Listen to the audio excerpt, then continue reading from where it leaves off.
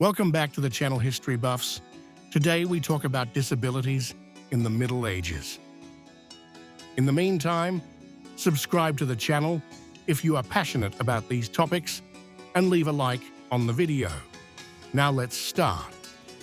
In an age of dark castles, knights in shining armor and imposing walls, there were also those who faced challenges far beyond external battles. In the shadows of medieval daily life, figures forgotten by history emerged. People marked since birth by a burden invisible to the eyes of time. What did medieval society do with those who could not go to war or brandish a sword? And what fate awaited them among the stone streets and echoing cathedrals? In the Middle Ages, the fate of a child born with a physical disability was almost always tragic. From his first cry, he faced more than just the fragility of medieval life. It was often seen as a bad omen or divine punishment. Parents faced a cruel choice: accept the child and face social scorn, or abandon him. In cities like Paris and London, there were charitable institutions and monasteries that welcomed these children, although with limited resources. As the years passed, many of them lived in isolation or depended on charity. Some found menial jobs that required little physical strength, such as begging or assisting artisans. Social expectations were minimal, and survival was a daily struggle. Poverty, already widespread, further aggravated their situation. Some saints, such as St. Francis of Assisi, were considered defenders of the marginalized and sick. Monasteries and churches, especially in Italy and Germany, offered refuge. On the other hand, disability was often interpreted as a sign of sin or divine punishment. Preachers taught that a deformed body could reflect an impure soul. Interpretations varied widely, and people with disabilities were at the mercy of the individual vision of monks and priests. Sometimes they were considered instruments of God to test the faith of others. Other times, they were considered cursed. In the Middle Ages, physical disabilities were not only viewed with suspicion, but often shrouded in a veil of mysticism and fear. Ignorance and fear of the unknown fueled superstitions. In many regions, it was believed that the birth of a child with disabilities was the result of divine punishment or supernatural intervention. In villages, disability was often associated with witchcraft or demonic possession. In Scandinavia, for example, there was a belief in changeling, swapped children, a being left by fairies in place of a kidnapped child. Some desperate mothers would leave their children in the woods at night, hoping for the return of their real child. It was also believed that disabilities were caused by sins committed by parents, especially by the mother, during pregnancy.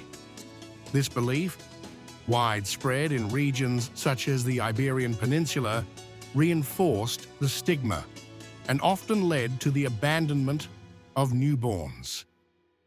In times of crisis, such as plagues or famines, superstitions worsened, and people with disabilities could be accused of bringing bad luck or being responsible for community misfortunes.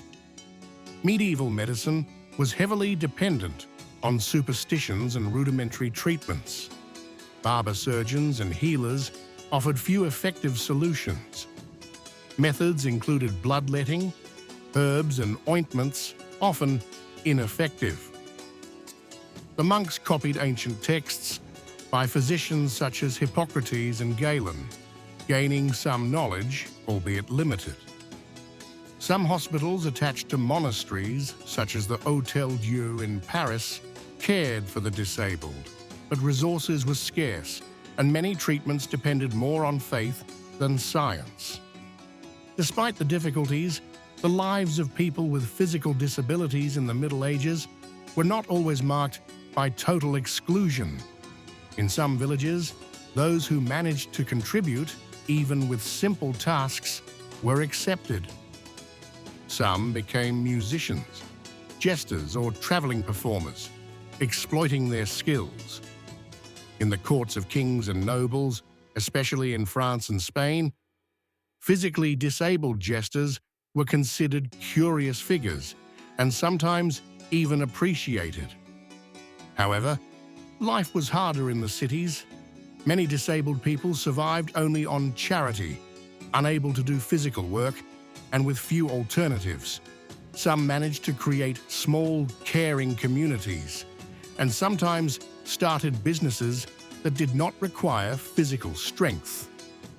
Medieval history gives us a crude but fundamental image to understand the cultural and social roots of many attitudes still present today. People with disabilities, marginalized, seen as bearers of misfortune or divine punishments, tell us of a time in which human fragility was read through the filter of fear and superstition, rather than understanding and solidarity. Similarly, the persecution of cats, innocent creatures associated with evil, reveals how ignorance can turn into violence when it is exploited by irrational beliefs. Yet, looking at these events does not only mean recalling a distant past. On the contrary, it forces us to take a critical look at our present. How many forms of exclusion, discrimination, or prejudice continue to exist, perhaps under new and thinner guises? The lesson we can draw from these dark pages of history is clear. A society that does not protect the most vulnerable or that builds enemies on unfounded grounds is destined to repeat its mistakes. Knowing and recognizing these dynamics allows us not only to honor the memory of those who have suffered, but also to become more aware and active citizens in building a culture of dignity, respect, and inclusion. Because only in this way does the past stop being a burden and truly become a teacher of life. And what do you think about disability in the Middle Ages, and what differences do you find? Write it below in the comments. For me, your opinion is very important. Don't forget to subscribe to the channel if you are passionate about these videos. See you next time. Bye.